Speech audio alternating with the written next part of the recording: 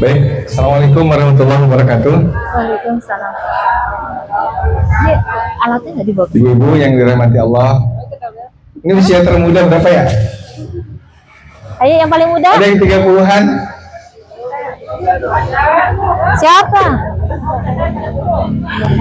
Masih yang kepala 4 ada? Kepala 4? Berapa orang? Kepala Kepala 4. 4 9,5 juga masuk. Yang kepala 5? Kepala 5 saya. Kepala 6? Gak ada ya, berarti antara kepala 4 sama kepala 5 ya?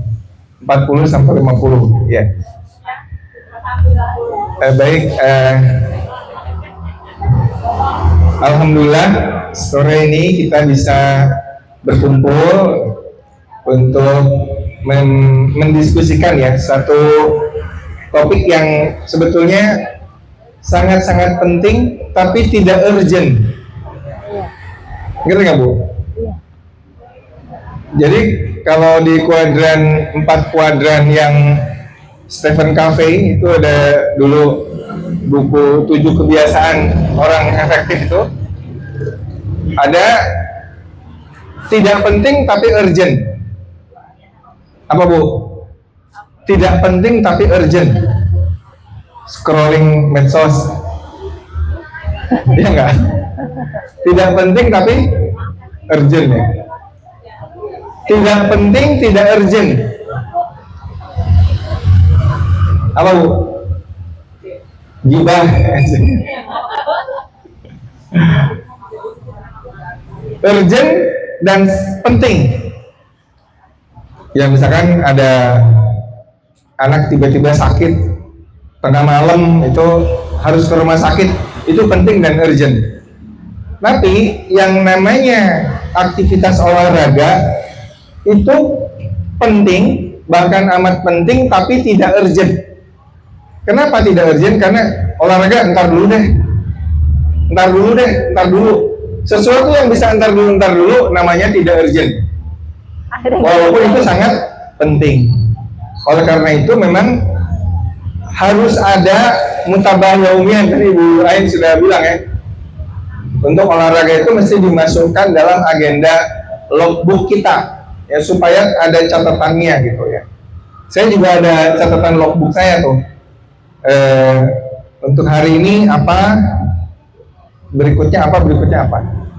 Nah Ibu sekalian, kenapa makin kita tua makin penting berolahraga?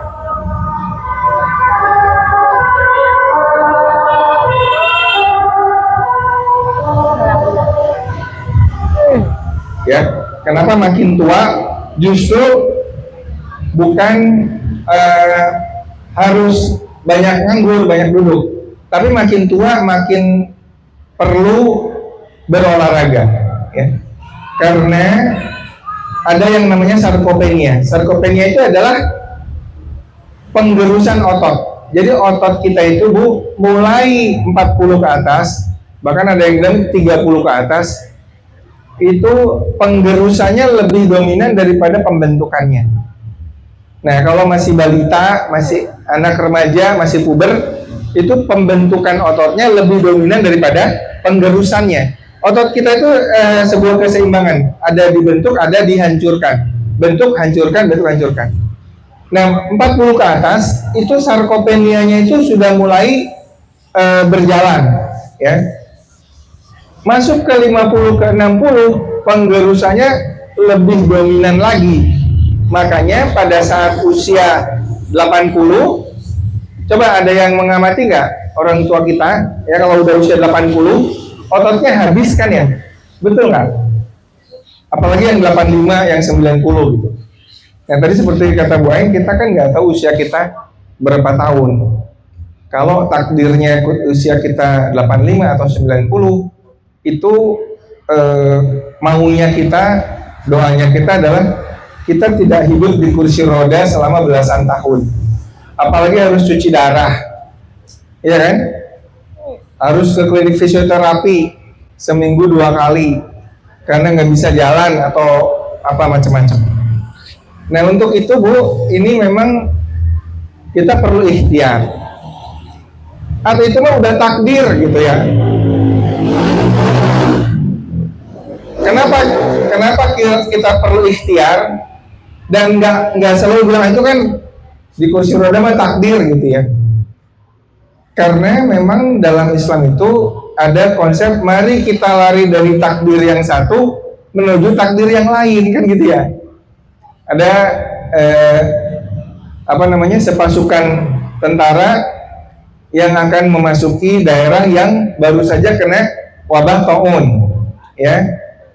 Lalu diinstruksikan pasukan itu nggak boleh masuk karena itu baru kena wabah. Ada seorang mujahid yang betul-betul kokoh keimanannya, beliau mengatakan, loh mati itu sudah takdir, gitu ya. Lalu disampaikan kepada khalifah. Khalifah bilang, mari kita lari dari takdir yang satu menuju takdir yang lain.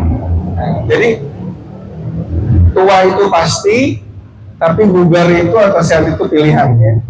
Jadi menua dengan kondisi yang bugar itu sebuah pilihan, tapi menua dengan kondisi di kursi roda itu juga sebuah konsekuensi dari sebuah pilihan kita. Nah oleh karena itu ibu-ibu sekalian, tadi betul ya kata Bu Ain tadi bahwa di antara 10 muwasafat itu satu yang disebutkan dulu itu qawiyul jism ya. Jasmani yang kuat, bukan sekedar sehat loh, bukan sihatul jism, bukan, tapi qawiyul jism ya. Qawi itu di atasnya sehat ya, tapi kita kadang-kadang sehat pun enggak ya. Apalagi qawi ya. Jadi ibu-ibu para daiyah ini untuk menunjang kegiatan yang aktif sepanjang hari, memang butuh topangan kondisi fisik yang kuat. Ada 5 kondisi yang perlu kita optimalkan ya sebagai parameter objektif ya. Nanti ada orang yang bilang gitu, saya sehat-sehat aja gitu, biar aja gemuk asal sehat gitu kan, suka gitu. Biar kurus asal sehat. Apakah seorang yang kurus pasti sehat? Ya, Bu. Yang kurus pasti sehat? Belum tentu ya. Dia kurus ternyata gula darahnya 400, misalkan gitu ya. Ada ini ya. Apakah yang gemuk sudah pasti tidak sehat? Belum tentu juga ya. Ada juga yang gemuk bugar ya. Nah, oleh karena itu ada 5 parameter, Bu. Ini juga sudah sering saya sampaikan. Ada 5 parameter kesehatan yang orang itu, apalagi aktivis dakwah itu nggak bisa mengklaim, tapi harus dibuktikan di laboratorium misalnya. Apa Bu? Pertama tekanan darah. Ya. Tekanan darah itu normalnya di bawah 130/85. Ya, ada yang bilang 120/80 ya, tapi itu buat yang masih muda. Kalau buat yang kepala 5 mungkin targetnya 130/85 itu batas maksimalnya. Kemudian lingkar perut ya, lingkar perut saya juga udah mulai gede nih ya, kebanyakan makan. Idealnya adalah tinggi badan, lingkar perut dibagi tinggi badan itu idealnya setengah. Jadi setengah dari tinggi badan. Tapi ada dispensasi untuk ibu-ibu maksimal 80 cm. Ya, maksimal 80 cm. Bapak-bapak maksimal 90 cm. Itu dua ya. Apa tadi? Satu, tekanan darah. Kedua, lingkar perut. Ketiga, gula darah puasa. Gula darah puasa itu Bu di bawah 100 mg per desiliter.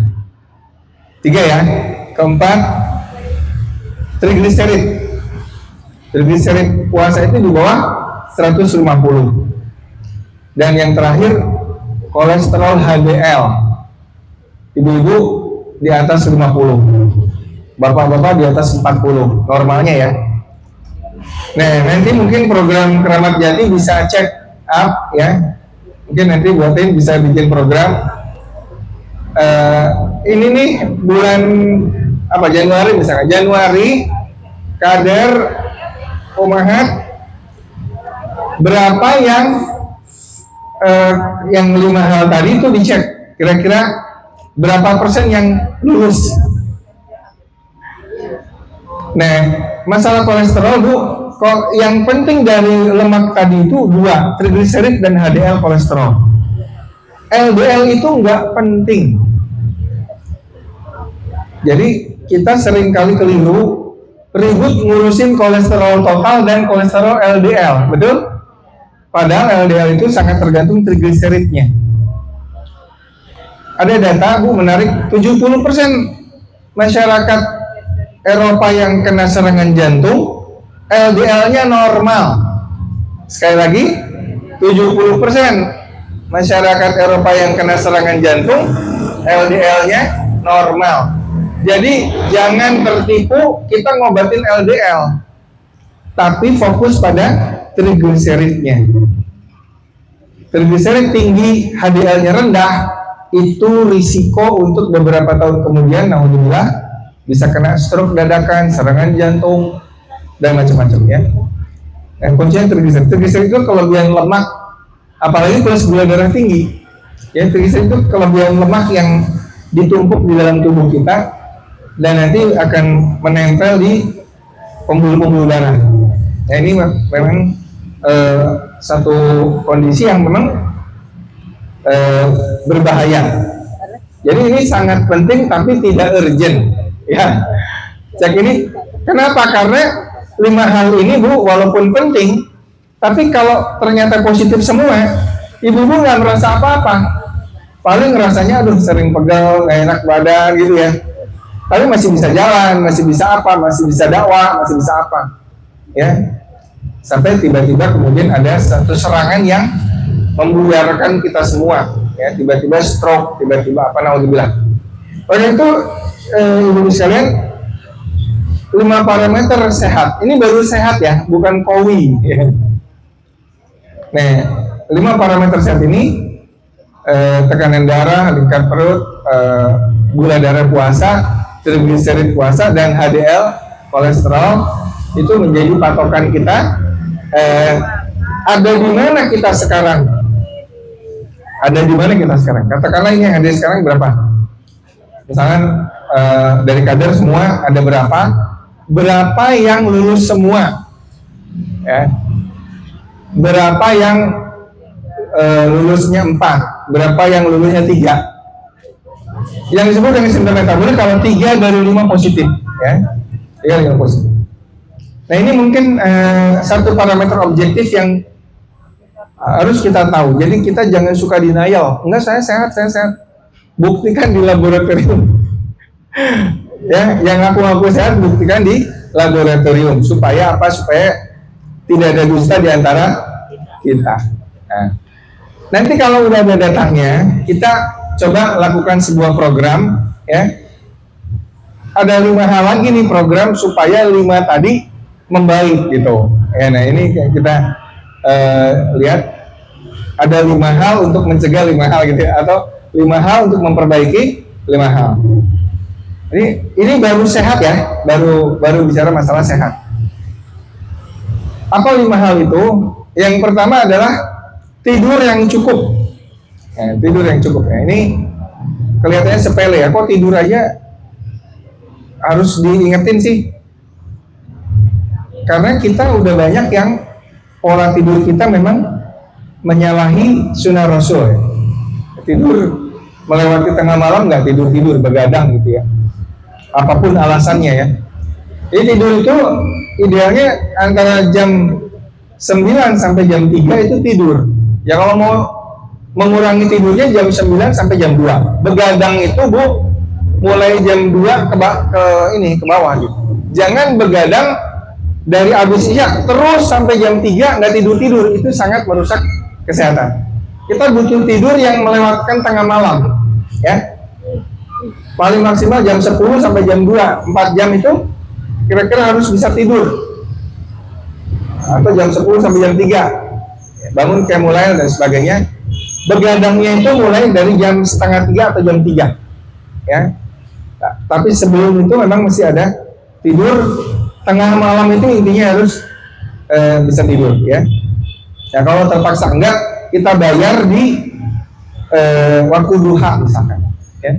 Waktu duha kita bayar, karena kurang tidur kronik itu akan bikin inflamasi yang terus menerus dan tidak ada penyelesaian. Kenapa tidur sangat penting? Karena itu akan meriset kekacauan hormonal, kekacauan fisik, kekacauan mental, segala macam itu akan diriset dengan tidur yang cukup ya. Tidur yang cukup. Bagaimana kalau susah tidur? Ada nggak ibu-ibu yang susah tidur? Ada ya? Atau pas kena bantal langsung berangkat?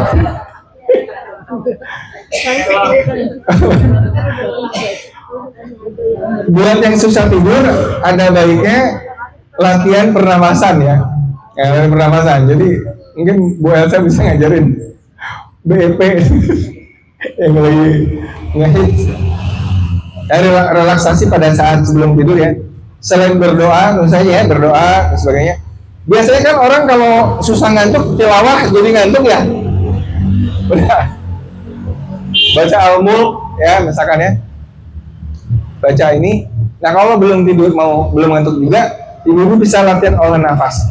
Tarik nafas sebentar, tahan, keluarkan pelan-pelan. Terus begitu ya.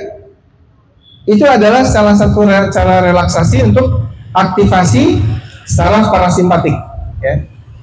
Jadi saraf kita, saraf di luar kesadaran, namanya saraf autonom, itu terdiri dari dua, simpatetik dan parasimpatetik.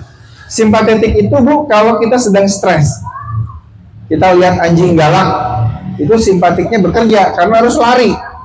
Kan nggak mungkin lihat anjing galak tidur, benar nggak? Tidur ngelempor di depannya ya. Lihat anjing galak pasti lari, atau lagi kesel marah, itu simpatetik. Lawannya adalah parasimpatetik. Parasimpatetik itu saraf untuk relaksasi ya, untuk istirahat, tidur, rileks ya, melambatkan denyut jantung ya, itu saraf parasimpatetik. Nah, tidur itu akan mudah kalau parasimpatetiknya pada saat itu dominan. Nah, kita susah tidur kalau kita simpatetiknya dominan, lagi kesel, lagi stres, banyak pikiran, ya kan? Jadinya susah tidur. Atau olahraganya malam-malam misalkan ya, iya susah tidur. Kecuali yang udah biasa ya. Satu tidur ya Bu. Yang kedua adalah puasa. Nah, kalau puasa, insya Allah ibu-ibu kan ada sunnah ya, Senin Kamis. Itu mungkin kebiasaan bisa dilakukan. Atau kalau lagi nggak puasa Bu, bisa namanya puasa intermittent. Jangan buru-buru sarapan. Di satu kondisi yang kita kan lagi tidur nih, kan nggak makan. Ada nggak yang lagi tidur makan minum? Nggak ada ya. Kecuali pemuda kafe ya. Enggak, pemuda kafe juga dikasih makan oleh-oleh, tapi kita nggak tahu caranya bagaimana. Apa namanya? Jadi puasa intermittent itu sangat bagus buat memberi kesempatan tubuh untuk melakukan yang namanya autofagi ya. Pernah dengar autofagi ya? Auto itu sendiri, fagi itu makan. Nah, ini insya Allah sebentar lagi bulan Ramadan ya. Kalau nggak salah Februari ya Ramadan. Ibu-ibu sekalian, beruntungnya kita mendapatkan perintah saum Ramadan, saum yang obligatori, harus dipaksa gitu. Kalau saum sunnah kan kadang-kadang ini sunnah ya, banyak alasan gini-gini tuh. Tapi dengan adanya saum Ramadan sebulan itu Bu, sebetulnya selain meningkatkan ruhiyah kita, pemikiran kita jadi lebih bagus lagi, juga fisik kita harusnya lebih sehat dengan saum Ramadan. Tapi sehatnya puasa itu menyehatkan tergantung dari cara kita bersahur sebetulnya. Ya. Nah, kembali ke autofagi tadi. Kapan puasa itu bisa bikin autofagi? Kalau kosong kalorinya cukup panjang. Kalau kosong kalori cukup panjang. Biasanya 16 jam lebih. Ya. Oleh karena itu ibu-ibu kalau sudah mulai kuat, sahur dengan air putih, kan jangan lewatkan sahur walau seteguk air. Seteguk air ya. Ada kan gitu ya hadisnya. Karena dalam sahur itu ada barokah, ada berkah. Jadi pada saat bangun sahur itu Bu, yang kita cari berkahnya, bukan nasi goreng, ya. Bukan apa. Jadi sahur itu Bu, kita ambil berkahnya dan kita coba mempraktekkan, karena kita udah 50 ke atas nih Bu. Autofaginya harus jalan, harus on ya. Coba sahurnya itu air putih atau teh tawar ya, atau kopi pahit misalkan ya. Tapi nggak pakai kalori. Supaya apa? Supaya kosong lambungnya lama. Oh nanti gastritis katanya. Ya, insya Allah nggak bakal, karena coba aja lihat mana ada yang puasa malah sakit lambungnya kambuh. Yang ada malah enak, bener nggak? Puasa kan lambungnya malah lebih tenang. Nah ibu sekalian, autofagi itu ada yang bilang 16 jam lebih puasa baru autofaginya jalan. Kenapa kita sangat butuh yang dinamakan autofagi? Ibu-ibu kalau lagi krismon, sebuah perusahaan yang karyawannya 200, kondisi keuangan mengharuskan PHK 50 karyawan, disisakan 150. Kira-kira pimpinan perusahaan itu akan memilih 50 orang yang dikeluarkan itu yang seperti apa Bu karyawannya? Apakah yang sering bolos, yang udah tua, yang sering izin cuti, ataukah yang produktif? Yang mana 50 karyawan itu? Hah? Yang udah tua? Atau yang protes mulu? Tergantung ya, kalau kayak Menkes BGS yang 50 itu yang ngelawan mulu, dia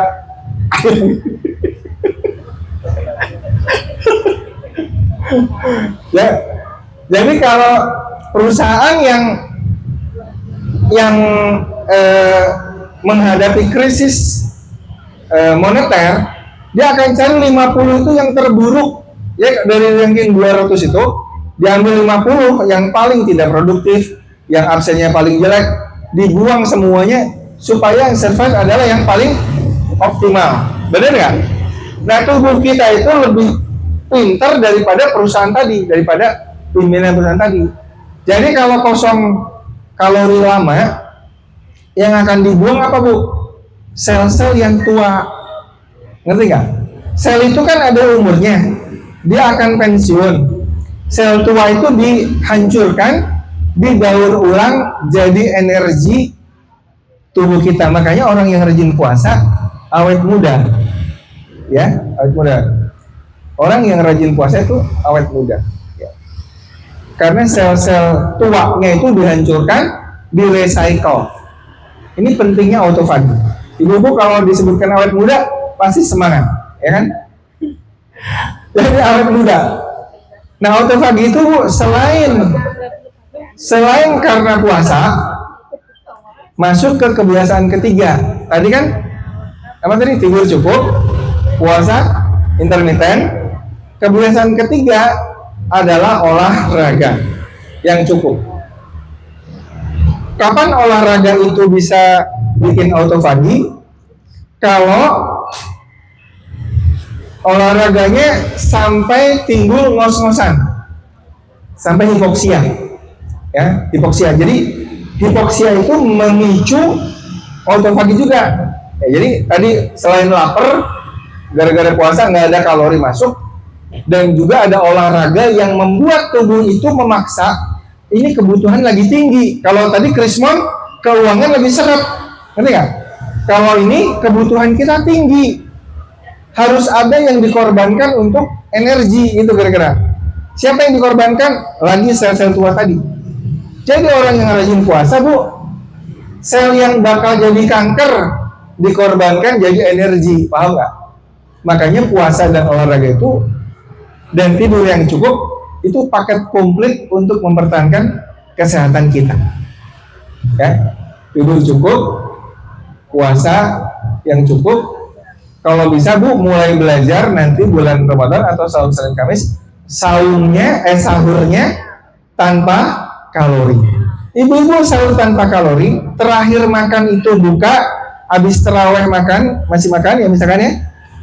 Habis terawih makan lagi jam 9 ya. Misalnya jam 21. Ibu-ibu makan lagi jam 18. Itu jam makannya cuma 3 jam. 21 jamnya kosong perut. Itu autofaginya berjalan. Ya.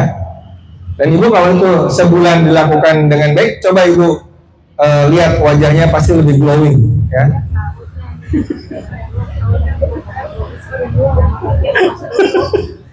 Ada yang memeriksa indeks glowing. Ibu-ibu kan kalau dibilang sehat nggak terlalu ya gitu doang. Tapi kalau glowing kan semangat bener. Oh, ini lebih murah daripada beli skincare, Bu. Ya. Jadi puasa itu bikin glowing. Coba deh, ibu-ibu ngaca ya di tanggal Sya'ban juga bisa dimanfaatkan. Saum sunnah Sya'ban ya. Mulai sekarang coba saum, belajar dulu. Jadi kalau kita mau Ramadan tuh full 1 bulan, sahurnya air aja, ya. Mulai dari Sya'ban itu udah latihan. Ya. Ibu-ibu kalau terpaksa sahur, ibu-ibu coba sahurnya jangan pakai karbohidrat. Ya, mungkin telur rebus aja 1 atau 2. Dah, nggak pakai nasi, nggak pakai kurma, nggak pakai apa. Nanti kalau mau makan kurma di buka puasa aja. Ya. Jadi nggak pakai karbohidrat. Mungkin telur rebus aja atau ikan goreng gitu ya. Kalau terpaksa sahur ya. Supaya apa? Karena hal yang menghambat autofagi adalah lonjakan insulin. Jadi kalau kita makan donat, roti, mie, nasi, apalagi lontong, itu karbohidrat kan, insulinnya kan naik ya. Nah itu autofaginya langsung stop, saklarnya ditekan. Tapi kalau ibu-ibu makannya cuma kayak telur atau ikan, itu autofaginya lampunya redup sedikit aja, tapi nggak mati ya. Itu dengan puasa dan olahraga bisa ya. Olahraga yang sampai ngos-ngosan, yang denyut jantungnya sampai 80 atau 90% dari denyut nadi maksimal, yang dilakukan sebentar tapi berulang ya, itu sangat bagus untuk memicu autofagi. Ini kita akan praktekkan ya, Bu. Bagaimana menghitung kapan olahraga yang bisa sampai autofagi? Itu kira-kira 80% dari denyut nadi maksimal ya. Kalau jalan kaki, Bu, itu kapan jalan kaki kapan bakar lemak, kapan bikin kurus? Kalau kira-kira denyut nadinya 60 sampai 70% denyut nadi maksimal. Nah, bagaimana ngitung denyut nadi maksimal? 220 dikurangi usia. Coba sekarang ibu masing-masing hitung. Denyut nadi maksimal saya itu berapa? 220 dikurangi usia saat ini, ya. Udah dapat? Dapat nggak? 220 kurangi usia. Dapat nggak? Udah. Kalikan 80%, Bu.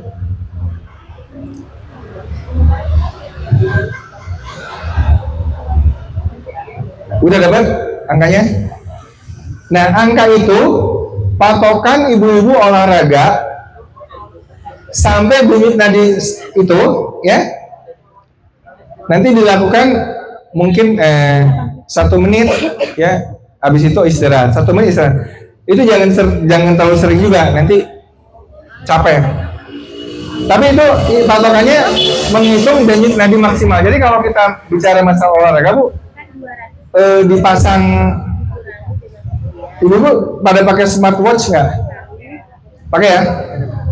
Kan bisa ngitung denyut jantung ya? Ada aplikasi olahraganya kan? Ya, ada ya? Coba itu kan yang olahraganya lain-lain, coba lain-lain. Jadi kita cuma ngitung denyut nadinya aja. Kalau kita mau bakar lemak, denyut nadinya di 60 sampai 70%. Kalau tadi yang 80% bakar gula. Ya, paham nggak? Yang 80% tadi dia bakar gula. 80-90%. Tapi kalau ibu-ibu mau bakar lemak, mau ngecilin perut, 60 sampai 70% dalam jangka waktu yang lama, ya. Jadi jalan kakinya jangan terlalu santai. Masalahnya ibu-ibu jalan kaki ke warung nasi uduk, ya. Jadi nggak dapat autofaginya, dapatnya nasi uduknya. Ini ini sangat terlalu biasa. Bapak-bapak, ibu-ibu pagi-pagi, ayo nih kita jalan kaki. Ayo, ujungnya ke warung nasi uduk, tentengannya banyak gitu ya, nggak dapat autofaginya, nggak dapat sehatnya, ya, dapatnya kenyangnya dan kemudian overnutrisi lagi. Ya. Ibu-ibu yang suka nyatet berapa kalori pada saat olahraga, Bu, ternyata makanan kita itu nggak bisa dikompensasi dengan olahraga, Bu. Kita makan nasi uduk tambah-nambah, ya. Pas sama anak-anak, jatah anak-anak nggak habis, kita habisin. Ya kan, gitu kan suka, biasa kan gitu. Ternyata 500 kalori. Nah, ibu-ibu coba deh, jalan yang membakar 500 kalori itu kira-kira harus jalan 2 jam. Padahal ibu-ibu jalan kaki ke warung nasi uduk berapa menit? Mungkin 50 kalori doang. Ibu-ibu bakar 50 kalori, masuknya 500 kalori. Gimana? Untung sih. Untung 40 kalori. Jadi kita itu nggak bisa gini, nggak apa-apa kita makan yang banyak, nanti juga olahraga. Nggak bisa olahraga yang berat itu. Jadi kemasukan makanan 500 kalori itu bakarnya itu berat. Jalan kakinya 2 jam, memang sanggup? Kan susah, ya. Jadi tadi olahraga. Nanti kita akan singgung terakhir di praktek, ya. Olahraga ibu-ibu makin tua nggak cukup jalan kaki doang. Jangan terpengaruh hoax. Kalau udah tua mah jalan kaki aja, gitu ya. Pernah dengar nggak? Oh, jangan udah tua tuh jangan berat-berat olahraganya. Ya. Apa namanya? Jalan kaki aja, gitu ya. Ini saya 58 tahun mulai belajar silat, gitu. Dan seru ternyata. Ya, itu seru dorong-dorongannya. Fun, ya, happy. Selain bermanfaat, kalau ternyata nanti ada preman yang mengganggu, ya. Jadi Bu, nanti masalah olahraga kita bahas terakhir, ya. Tadi kan 3 ya. Apa tadi Bu? Pertama tidur, ya, cukup. Yang kedua puasa intermittent, ya. Puasanya tanpa sahur, ya. Karena kalau ibu-ibu puasa doang, sahurnya 2 piring nasi uduk atau nasi goreng, Bu, autofaginya nggak jadi, oke? Tapi ini jangan dikonfrontasi ke dokter internis atau dokter lain, pasti nanti dibilang, oh itu nggak sehat kayak gitu, nanti kamu gastritis dan sebagainya. Bu, kerjain dulu aja, kalau Bu enjoy, lanjutkan, ya. Nggak apa-apa itu puasa tanpa sahur, it's the best, oke? Yang ketiga olahraga, yang keempat adalah manajemen stres. Nah, manajemen stres ibu-ibu gak usah diajarin, ya. Ala bizikrillahi tatmainnul qulub, ya. Jadi kita ibu-ibu di jamaah kita, ya, itu insya Allah kalau masalah manajemen stres udah jago, ya. Walaupun sebetulnya masih juga overthinking, ya. Ibu-ibu sering overthinking nggak? Masih sering, ya, overthinking, ya? Begini apa? Terus sebenarnya manajemen stres yang baik itu memasrahkan, kan kita kan takut itu ke masa depan dan sedih di masa lalu, ya. Nah, ini mungkin manajemennya adalah bagaimana memperbaiki akidah kita, ya, memperbaiki keimanan kita, karena hanya itu yang bisa bikin orang itu nggak overthinking, ya. Ajaban li amril mukmin, gitu ya. Sangat ajaib urusan orang beriman. Apabila dia diberi musibah dia sabar, dan apabila diberi anugerah dia bersyukur, dan itu tidak ada pada orang beriman. Ini manajemen stres ini kaitannya dengan akidah, dengan qalbu, dengan kepasrahan, ketawakalan. Nah itu insya Allah ibu-ibu itu sudah beres lah harusnya ya, harus udah beres. Jadi seberat apapun masalah yang dihadapi, ibu-ibu tetap enjoy, tetap bisa makan, tetap bisa minum, tetap bisa olahraga, tetap bisa happy. Itu yang penting ya. Yang kelima Bu, memperbaiki pola makan. Nah, untuk seusia kita yang kepala 5 ya, usia kita yang kepala 5, jangan asal makan kenyang. Bu, jangan asal makan kenyang. Tapi upayakan yang dimakan dulu itu protein hewani. Ya, apakah telur atau ikan atau ayam. Yang murah itu telur, ikan, anti ayam ya. Paket murah protein hewani. Telur, ikan, anti ayam ya. Murah meriah. Oh, daging mahal. Sekilo berapa sih? 130.000 ya. Kalau lele sekilo berapa? Hah? Lele 25. Isi berapa?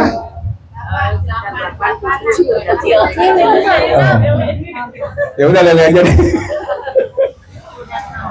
Jadi utamakan protein hewani. Dan minimalkan Bu, seminimal mungkin karbohidrat cepat serap ya. Kayak apa ya, teh boba ya, teh tarik, pokoknya minuman manis ya, kopi saset ya. Kopi saset itu bukan kopi Bu, tapi gula ya, gula ditambah kopi. Pokoknya minuman manis, dan kemudian snack-snack yang tinggi kalori, miskin protein ya. Karena kita tuh butuh protein. Kenapa? Karena penghancuran ototnya terus berlangsung. Penghancuran otot itu harus diminimalkan dengan kita konsumsi protein. Juga kalau ibu-ibu nanti mulai olahraga beban, yang dibutuhkan adalah asupan protein yang cukup. Ya, protein yang murah meriah tadi dari ikan, telur, anti ayam. Ya, ayam juga mahal ya. Ayam berapa sekarang? Sekilo? 40 ya. 40-50 sekilo ya. Ya berarti ayam masih bisa lah ya.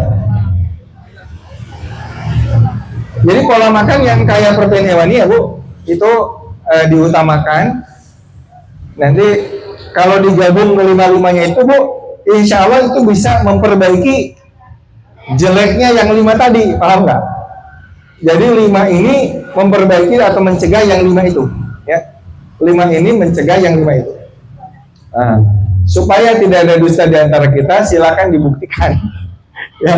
Dicek tadi yang 5 tadi parameter. Nanti kira-kira 3 bulan ibu udah menerapkan yang 5 ini, dicek lagi ya, dicek lagi ya, insya Allah dia akan membaik ya. Nah, obat itu bisa disapih pelan-pelan.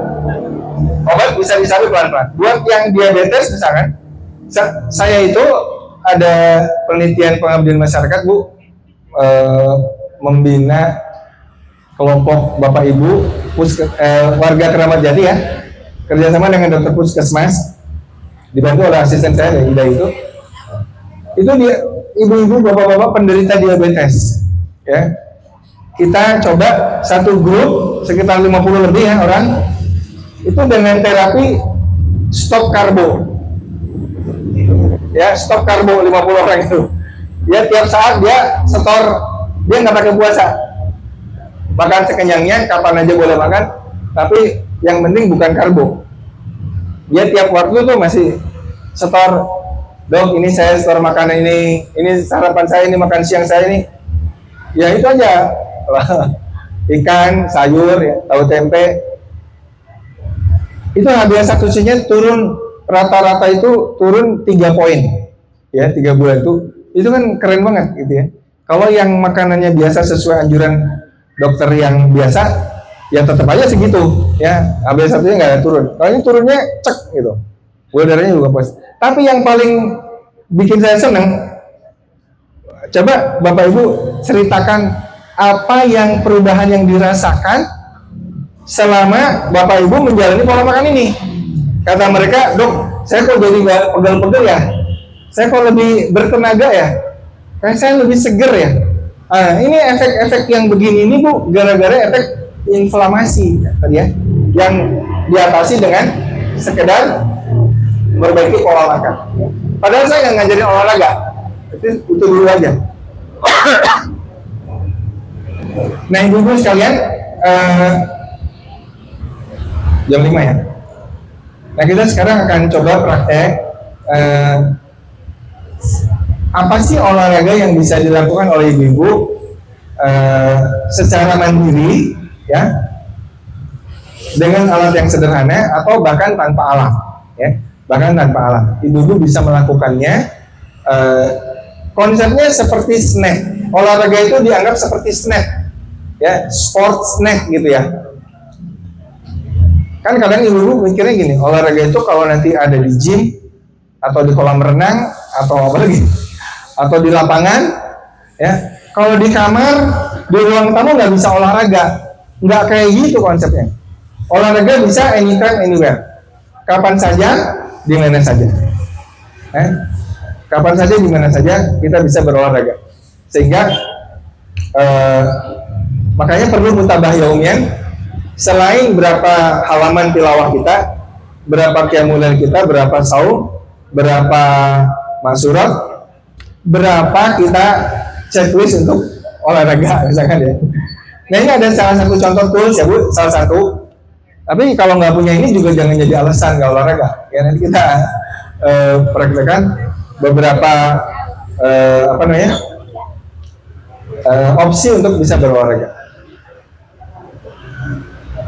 Kita mulai ya. Pakai itu kan?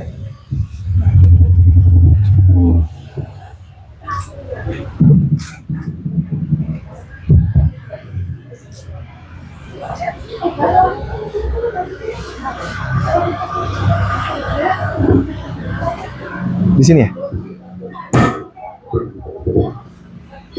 Ini gini? Hah? Gini? Gini. Cek. Ya. Nah, ibu-ibu sekalian, ada salah satu alat ya yang sangat simpel. Ini alat olahraga rahasia dari masyarakat Rusia. Jadi tentara Rusia itu dia biasanya punya kettlebell ini ya. Nah, kenapa ini sangat penting tools kettlebell ini?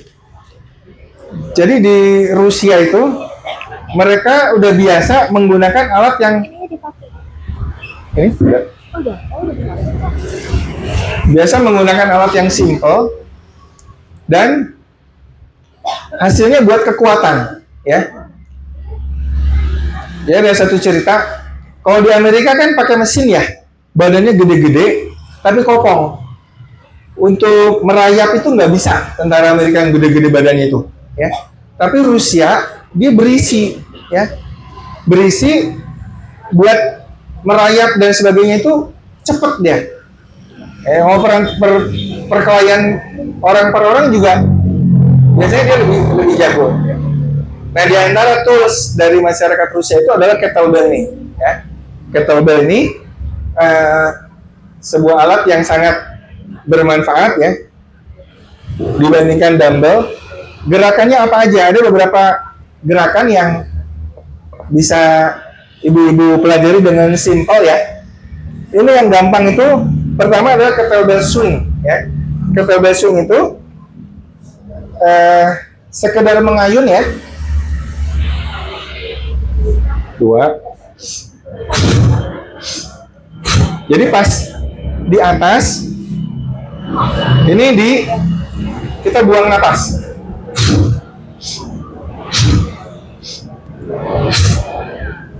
Nah, ini namanya kettlebell swing. Ibu-ibu tadi kan udah ngitung denyut nadi ya? Udah kan? Yang 80% segala. Dengan swing ini, ibu-ibu dapat mencapai denyut nadi 80% tadi, nggak pakai harus lari. Karena Bu, kalau kita nggak pakai ginian, 80% tadi itu bisa dicapai dengan kita lari cepat. Tapi kan lutut udah oglek. Mau lari cepat gimana? Lututnya udah oglek. Tapi dengan swing tadi Bu, kita udah bisa mencapai apa yang bisa ditempuh dengan lari sprint hanya di tempat. Paham nggak? Itu autofaginya jalan. Karena kan syarat autofagi ngos-ngosan. Ini saya sebentar ini udah ngos-ngosan, ya. Padahal yang ringan yang 8 kilo. Ya biasanya saya pakai yang 20 atau 24. Berapa? 8 kilo. Ya ibu beli yang 6 kilo dulu atau 4 kilo boleh? Ya, sekilo mah nggak ngefek ya. Nah ini salah satu gerakan yang tadi swing ya. Saya ingin ngajarin nggak banyak-banyak karena ini tekniknya kalau yang seneng banget sih nanti bisa belajar ya. Tapi kalau yang untuk awam, mungkin gerakannya tadi swing, kemudian satu lagi namanya goblet squat ya. Jongkok doang Bu, jongkok doang. Napas ya, sambil napas ya. Ya.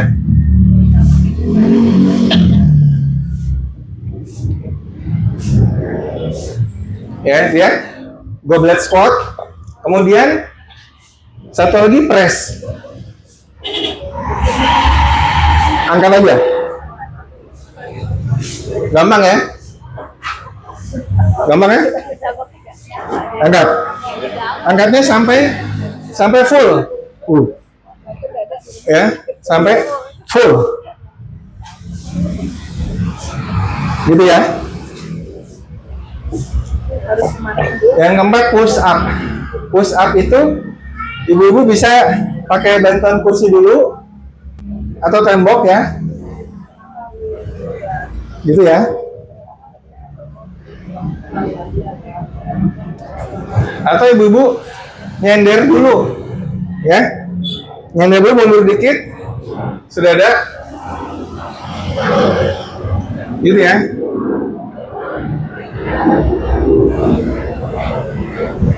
Nah, berapa kali ya? Berapa kali? Ibu-ibu bisa bikin 5-5-5. Swing 5, squat 5, press 5, push up 5. Oke? Kerjakan press. Ya? 5.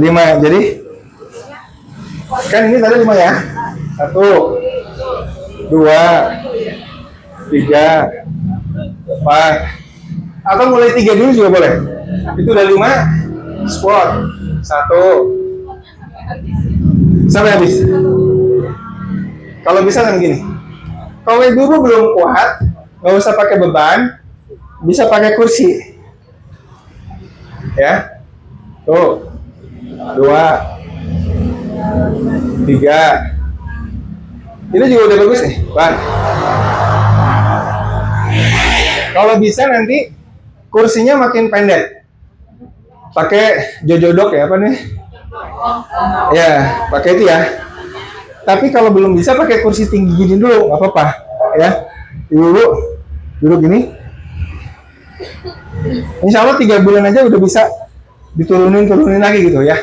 Ini bertahap ya. Kemudian tadi apa? Press 5. Terus push up 5. Itu di mutabah. Nah, bagaimana caranya? Ibu pasang waktu di sini 30 menit. Oke? 5 istirahat senyamannya. Ya.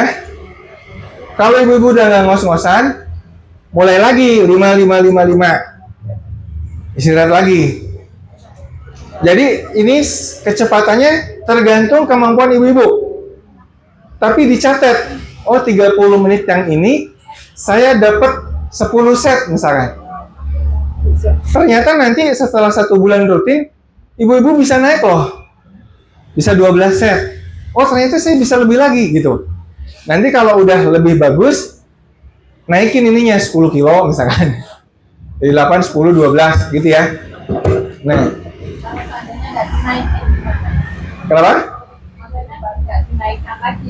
Bebannya, tambahin jumlahnya. Jumlahnya tambahin atau perpendek istirahatnya. Ya, jadi kalau kita nggak bisa punya beban yang lebih berat, tadinya 5, naikin menjadi 6 atau 7. Atau 5 tapi istirahatnya sebentarin. Yang tadinya dalam 30 menit kita bisa 10 set, kita targetkan 12 misalkan. Itu juga sama bisa menaikkan kualitasnya ya. Itu ibu-ibu yang simple ya, bisa dikerjakan kapan aja, di mana aja, dan nggak bisa jadi alasan. Nggak bisa jadi alasan. Lalu bagaimana kalau nggak punya kettlebell? Kan gitu ya. Nah kalau nggak punya kettlebell, gerakannya ya paling tetap bisa squat ya. Tapi yang swing itu nggak bisa diganti masalahnya. Ya. Swing itu kita ingin dapat autofagi dari ngos-ngosannya. Ya karena kita kan udah kepala 5 nih, nggak mungkin. Sebetulnya bisa diganti dengan loncat-loncat gini. Pulang balik itu bisa ganti sebagai swing, tapi kan lebih berat ya. Atau tapi kan ibu-ibu juga belum sanggup ya. Ya udah swing aja. Kenapa? Nah jadi yang gantinya swing tadi itu jumping squat ya, atau loncat ke kasur ya, bolak-balik. Tapi kan terus jatuh ya. Nah makanya ini memang ini susah digantikan karena kita cepet ngos-ngosan hanya dengan tadi itu ya, hanya dengan swing itu denyut jantungnya cepet tercapai 80% ya, cepet tercapai 80%. Ini karena kita ingin autofagi kita cepat aktif ya, puasa terus olahraga ini. Nah nanti sel-sel yang tadinya mau jadi kanker, mau jadi autoimun, mau jadi apalah macam-macam itu malah di-recycle jadi energi kita ya. Jadi sel tuanya dihancurin, yang sisa sel muda. Nah 3 bulan kemudian habis Idul Fitri ibu-ibu glowing semua ya.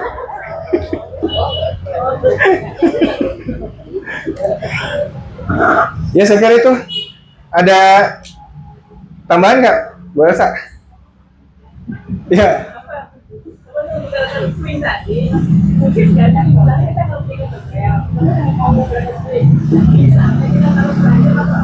Apa?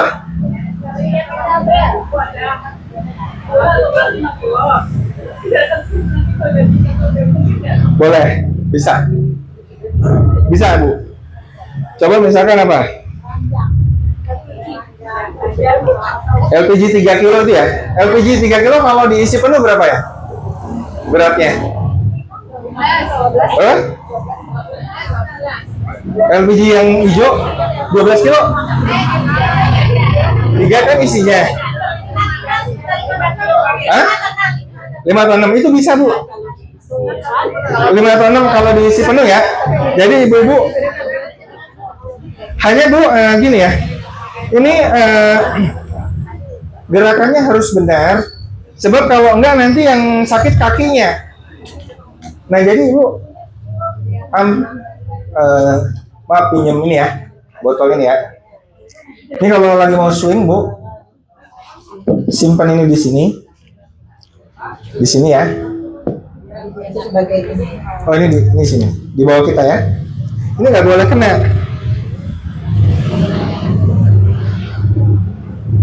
Ya, kalau ibu-ibu kena terlalu rendah, nah itu berarti salah. Karena itu harus mepet di selangkangan kita. Harus mepet selangkangan. Ini ya. Ya, gitu ya. Ini swing ini sangat mudah, efektif, ya, dan sangat bermanfaat. Tapi jarang dikerjakan. Ibu ada yang pernah lihat nggak sebelumnya swing ini? Belum ya? Baru lihat sekarang.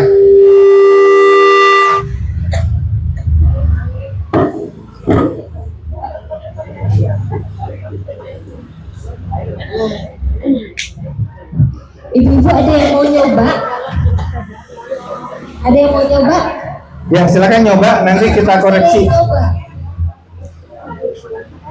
Ada yang mau nyoba yang pakai itu? Nah, ayo silakan.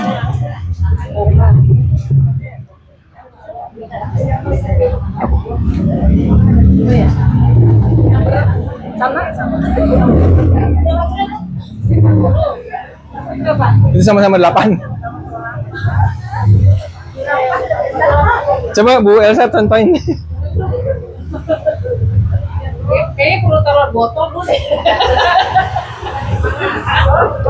Tapi kalau pakai rok susah ya, Bu? Oh iya, ada celana. Ya coba.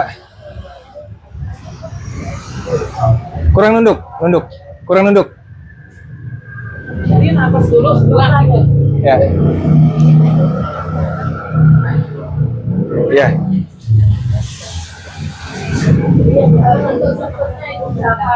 Coba pakai ini, Cak. Coba, boleh pakai ini. Coba nggak? Saya. Enggak, itu di. Taruh ini di bawahnya, coba. Ya, coba.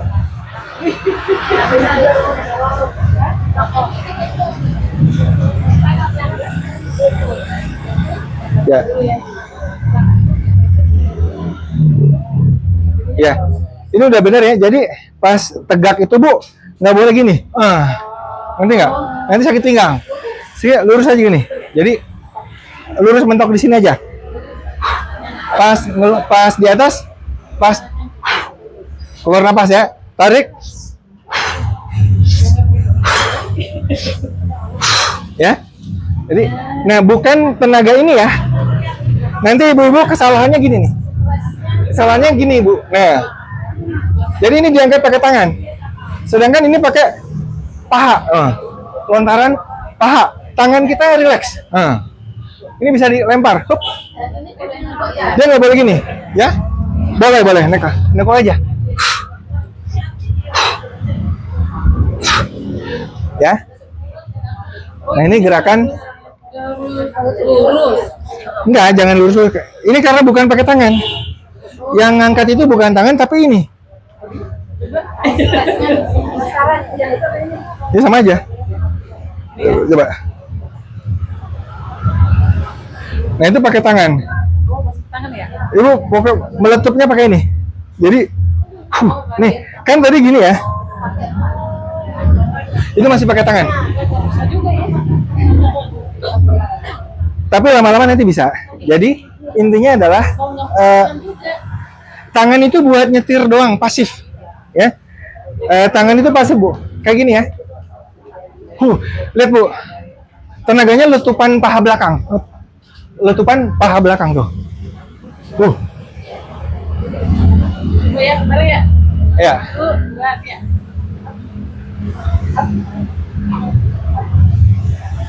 Ya. Udah lumayan. Ya. Itu pahanya udah, paha belakang udah mulai kontraksi. Ya, boleh ngerti. Ya. Mulai ngerti. Ya. Udah bener. Siapa lagi yang mau nyoba? Agak lupa, kesini juga. Ada yang mau nyoba lagi? Nah, ini silakan.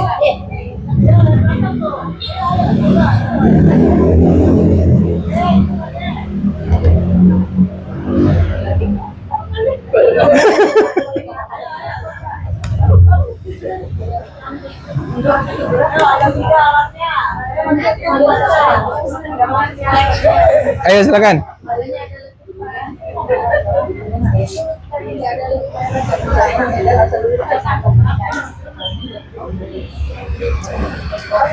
Ibu kurang kurang ke atas. Makanya aquanya disimpan di bawah. Iya, pas di bawahnya.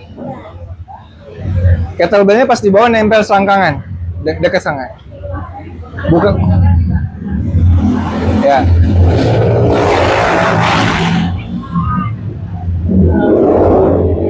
Itu masih pakai tangan, Bu. Masih. Jadi tangan itu sekedar apa? Sekedar memegang, tapi tenaganya dari paha belakang, hamstring. Nggak sama dari bokong. Ya, itu hampir. Ya. Ya. Coba tangannya lebih rileks. Tangannya bengkokin coba.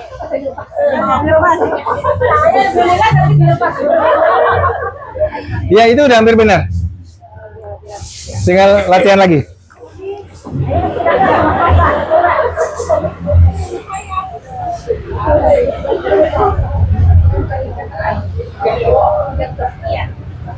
Pas di bawahnya, Bu, pas di bawah kaki. Ya, pas di situ.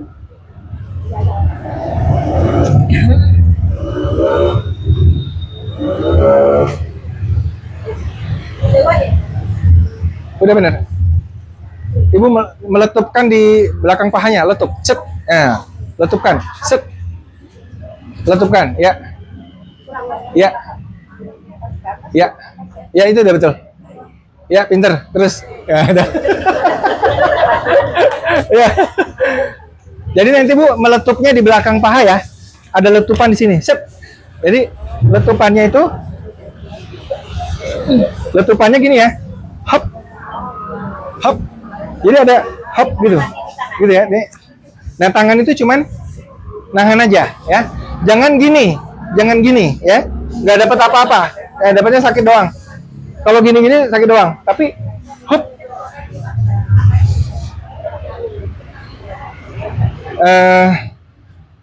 Ada yang mau tanya lagi, Bu? Ada yang mau tanya? Ya, Ayo Ibu, silakan Putri. maju aja, maju.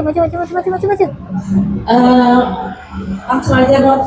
Kalau mau melakukan olahraga seperti itu di saat tensi kita lagi tinggi, apa boleh? Dan kalau seandainya kita punya penyakit yang lainnya, apakah itu harus digerakkan dulu dengan obat atau bisa langsung melaksanakan 5 tahapan tadi? Iya. Tensi tinggi ya tentu saja mesti diobatin dulu ya. Minum obat dulu. Olahraganya bertahap aja. Jadi ibu-ibu harus bisa mendengarkan suara tubuh kita. Ya. Yang penting adalah ibu-ibu tuh jangan sampai udah nggak kuat dipaksakan gitu. Makanya kan tadi misalkan mulai dari 3 dulu, 3 ya. Bagaimana responsnya? Oh, ternyata terlalu capek saya. 2 dulu, 2. Istirahat, ulangi lagi. 2. Istirahat, ulangi lagi kayak gitu ya. Jadi nggak boleh langsung capek. Kan orang-orang beda-beda ya, kebugaran beda-beda. Tapi kalaupun itu masih terlalu berat, ibu-ibu kerjakan yang ringan aja, kayak squatnya itu gini, yang nggak usah pakai swing dulu ya, nggak usah pakai swing dulu. Squat, ngangkat bebannya mungkin aqua yang gini penuh botolnya. Yang penting ada gerakan, ngangkat ya. Terus squat, terus push up di dinding kan bisa, push up kan bisa ya. Ya udah 3 itu aja dulu ya.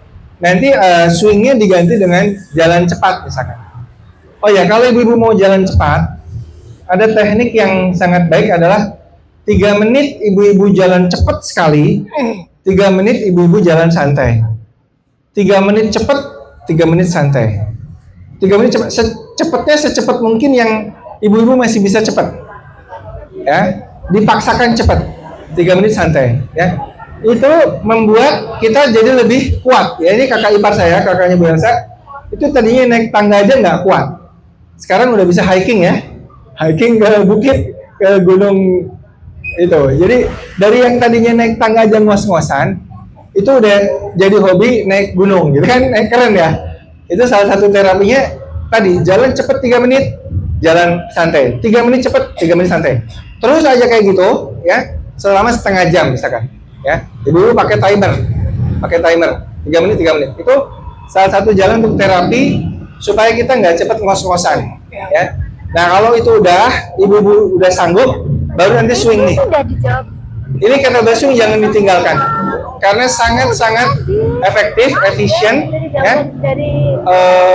Nggak kemana-mana kita seperti lari. Ini saya kan keringetan. Nggak kemana-mana seperti lari udah keliling lapangan. Itu kan keren banget, ya. Jadi kemudian Bu menguatkan bokong. Bokong itu otot paling penting, paling besar di tubuh kita yang menyerap gula. Jadi kalau kita ada diabetes, otot yang besar itu bisa nyerap gula, mempercepat turunnya gula darah kita. Ya. Jadi kalau ibu-ibu tadi swing itu nguatin bokong belakang ya, sama ini. Squat itu nguatin paha depan. Press itu bahu, ya. Push up itu dada. Jadi itu satu paket lengkap sebetulnya yang bisa kita kerjakan dengan sederhana. Udah dapat semua, udah dapat semua. Dan Bu, investasi terbesar lansia di samping properti, emas, saham adalah investasi otot, terutama otot kaki dan bokong. Ya. Karena otot bokong itu Bu bukan buat agar seksi gitu, bukan. Walaupun itu nanti bisa begitu ya, tetapi buat kesehatan kita. Ya. Bokong yang ototnya kuat, yang besar, bukan besar lemak ya, besar otot itu menyerap gula darah dan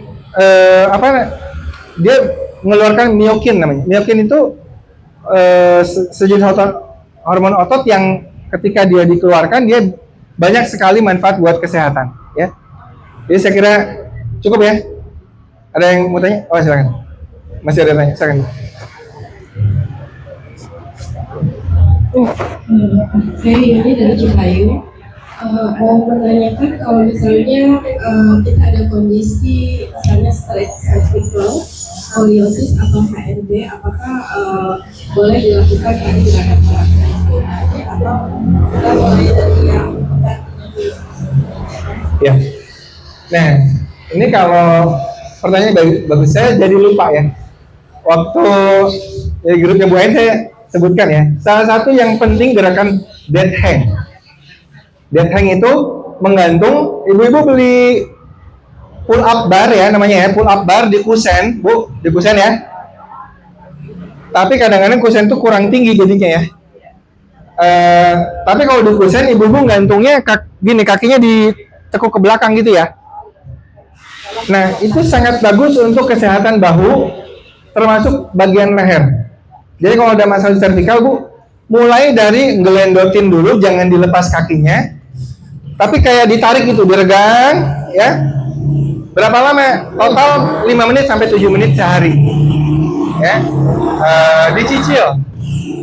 Ibu-ibu yang sudah bisa langsung lepas, itu mungkin bisa mulai 15 detik, 20 detik, 30 detik. Totalnya itu kalau bisa 5 menit minimal sehari. Itu sangat bermanfaat buat kesehatan bahu. Ibu pernah dengar frozen shoulder nggak? Itu hilang dengan itu, insya Allah. Ya, kan kalau fisioterapi kan gini ya, ya kan? Iya. Di dinding kan jalan gini nih. Nah, itu ibu coba pakai dead hang itu, tapi jangan langsung dilepas kakinya, gelendotan dulu pakai bangku, ya. Yang penting, nah gitu. Nanti lama-lama ibu lepas. Jadi dead hang bisa buat itu, termasuk juga buat skoliosis tuh. Bisa mengurangi laju skoliosisnya, ya. Nah, kalau masalahnya nggak ada masalah, swing itu boleh untuk itu. Saya itu dulu HNP, ya saya pernah HNP berat waktu masih gendut dulu ya. Tapi dengan olahraga penguatan otot core itu bisa kuat sih, bahkan sekarang kuat ngangkat beban, ya, deadlift segala itu kuat. Tapi untuk kita ibu-ibu nggak perlu terlalu serius amat. Misalnya deadlift 100 kilo gitu, nggak usah ya. Nggak usah serius itu. Ibu-ibu cukup kettlebell swing dipelajari dengan baik ya. Nanti dilihat videonya itu banyak bagaimana kettlebell swing yang betul ya. salah satu yang bagus tuh dari kalau ibu-ibu lihat di Indonesia tuh pendekar kettlebell. Nah, itu lihat di IG-nya ada pendekar kettlebell itu ya. Itu nanti ada bagaimana teknik kettlebell swing ya. Atau dokter kettlebell. Itu gak ada panduan bikin melakukan kettlebell swing. Dokter kettlebell itu saya ya, akun saya. Nanti dilihat. Itu saya pernah bikin video bagaimana melakukan kettlebell swing dengan benar ya. Itu ada panduan-panduannya, dan ini karena sangat simpel dan mudah dan bermanfaat, makanya saya itu favorit saya adalah kettlebell swing untuk diajarkan ke ibu-ibu. Karena nanti Bu, kettlebell itu nggak hanya itu ya, nanti gerakan-gerakan kayak ini kalau udah bisa clean, jerk, atau nanti ini yang snatch ya. Nah kalau udah bisa gini, ini lebih seru ya. Ini lebih seru ya. Itu gerakan yang, jadi kettlebell itu rahasia kebugaran masyarakat Rusia ya. Bagaimana dia bisa fit dengan alat yang sederhana. Kalau orang Amerika dia punya mesin, segala macam, badannya gede-gede tapi kopong. Ya, kalau berantem dia kalah sama tentara Rusia. Saya kira cukup ya. Itu satu lagi tadi. Ya boleh juga. Boleh juga ngeledotin. Asal jangan putus aja. Iya. Tapi kan jarang naik. Ibu sering naik bus emang? Oh ya boleh aja. Ngeledotin gitu ya. Ada lagi Bu? Ya. Ini nih pakai ini. Ya? Yang mana? Ya, apakah pas yang tadi itu ya pakai alat itu semua usia? Nah, yang saya tanyakan juga, apakah senam aerobik, senam-senam yang lain itu sesuai dengan usia? Karena saya masih senam aerobik di usia 57. Kata orang-orang sih, jangan, kalau itu ini aja jalan kaki aja, atau renang, tapi saya nggak mepet gitu. Ya. Gimana? Ya betul. Jadi kalau ibu kuat senam aerobik bagus ya boleh. Tapi aerobik aja nggak cukup. Ya, jalan kaki atau lari aja nggak cukup. Kemudian sepedaan juga nggak cukup. Itu buat happy boleh. Tapi dia harus ada aktivitas yang bikin otot secara rutin. Dibawa pulang. Ya intinya harus bikin otot Bu. Nah swing ini bikin otot. Nah, Dia kardio ya udah pokoknya sekaligus jangan beban. pakai bengkoang. Itu kelebihannya. Kalau ibu aerobik aja nggak ada bebannya kan? Kecuali kalau ibu squat misalkan. Squat itu bisa ada beban juga ya. Push up itu beban juga. Walaupun nggak pakai barang ya. Tapi setahu saya senam-senam aerobik itu sesuai namanya adalah untuk kardio. Ya. Jantungnya sehat. Tapi jantung sehat itu butuh didukung otot yang sehat di usia tua. Karena nanti pada saat kita tua, orang yang sering kardio aja ototnya tetap kecil. Dia nggak cukup untuk menunjang metabolisme pada saat tua. Ibu ya. Ada lagi terakhir?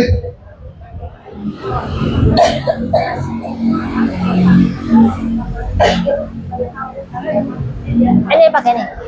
Apa? Terus, apakah gerakan tadi juga berpengaruh ke core muscle dan bagaimana dengan awak yang punya kondisi diastasis recti? Iya. Itu tadi gerakan core. Selain ini, pada saat kita tegak, itu sama dengan plank berdiri. Ya, kan? Itu kan kontraksi. Sama dengan plank berdiri, pakai beban. Jadi ada planknya itu sebetulnya. Tapi kita berdiri. Nah, diastasis recti kalau itu kan masalah ususnya ya. Sedangkan kan kita ini otot ya, otot perutnya ya. Jadi itu bisa dikuatkan sebenarnya. Jadi bertahap aja ya. Saya juga ada cedera ini, misalnya robek ACL nih. Kalau konsul ke ortoped, dok jangan naik tangga, kan bukan solusi ya. Masa solusinya naik lift aja, jangan naik tangga. Buat saya itu bukan solusi. Ternyata ketika saya panggil personal trainer saya, oh kita bisa kuatkan otot-otot penunjangnya, ya. Misalkan dengan gerakan lunges ya, lunges kayak gini. Tapi ini lebih susah dan lebih sakit Bu kalau ada masalah. Yang gampang itu squat aja Bu. Ini udah cukup ya untuk usia kita. Squat dari duduk berdiri ya. Tadi 5 tapi diulangi gitu. Ya diulangi. Nah, kalau ibu-ibu misalkan kerjaannya duduk ya. Misalkan sedang tahsin atau tahfiz atau ngajar atau apa, ibu-ibu bisa konsepnya kayak snack gitu. Ya. Setiap katakanlah mungkin 2 lembar ya, setiap 15 menit atau 30 menit, ibu-ibu ngerjakan olahraga ini, dicicil. Terus itu nggak kerasa, nanti ternyata banyak juga ulangannya gitu, makanya dicatat. Ya kita targetkan, misalkan berapa? Swing itu sehari misalkan 50, dicicil ya. Squat misalkan sehari berapa maunya? 25 dulu, ya. Yang lain 25, swingnya 50 misalkan gitu ya. Itu bisa dilakukan kapan? Yang beratnya itu Senin, Rabu, Jumat. Sisanya Selasa, Kamisnya ngapain? Itu jalan kaki. Atau Selasa, Kamisnya yang aerobik tadi Bu. Tapi bebannya Senin, Rabu, Jumat. Ya. Hari Ahad full istirahat. Jangan terus olahraga, harus ada recovery. Saya kira kalau ini diteruskan Bu, insya Allah ibu-ibu lebih bugar, lebih kuat, lebih siap mengemban amanah dakwah, lebih nggak gampang capek, ya, nggak gampang capek, karena umat ini butuh kita, butuh ibu-ibu sekalian, selain suami, anak-anak, ya, jadi makanya menjaga kebugaran itu menjadi sebuah prioritas. Ini sangat-sangat penting, tapi tidak urgent, karena tidak urgent, maka kita sering melalaikannya. Olahraga entar aja gitu, atur pola makan entar aja. Diet Senin aja, sekarang makan. Saya kira cukup ya. Terima kasih atas perhatiannya. Assalamualaikum warahmatullahi wabarakatuh.